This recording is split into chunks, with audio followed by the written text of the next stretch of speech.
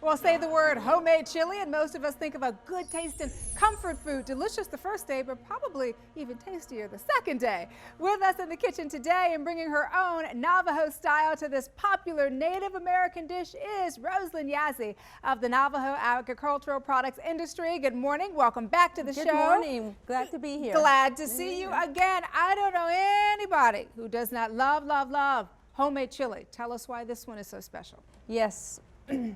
This pinto beans is the Navajo Pride pinto beans, and it is grown and produced on the farm, 5,500 acre feet.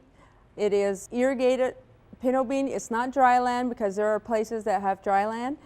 And a couple of the characteristics that this bean has. Okay. It's light in color.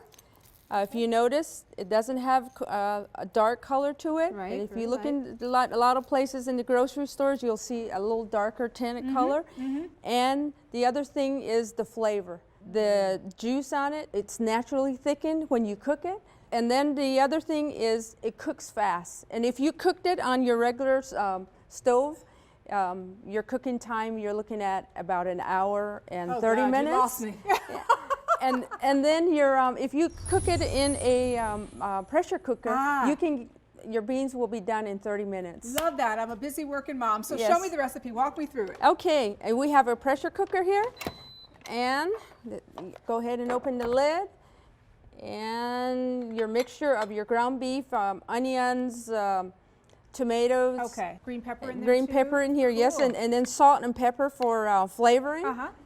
And you go ahead and put it in. We have some beans already cooking, and go ahead and mix it and that give it some looks flavor. Great, Roselyn. Oh yeah, it does. And if you Smells notice good. also, your beans are nice and big and plumpy. Yeah. Yeah, so I like that word, plumpy. That's Yeah. a good word, plumpy. You know, and it's a comfortable word, and this is a kind of a comfort food type Yeah. of recipe, which I have to tell Yes. you I do love. Do the majority of Navajo foods recipes fall into this comfort food category? Well, your pinto beans, it's one of the Navajo traditional foods. You grew up with pinto beans. You told me that yes, on camera. Yes. I've grown up on pinto beans all my life, and when you go to grandma's house or grandparents' home, they always have a pot of beans. Oh, yes, love and it. so Oh.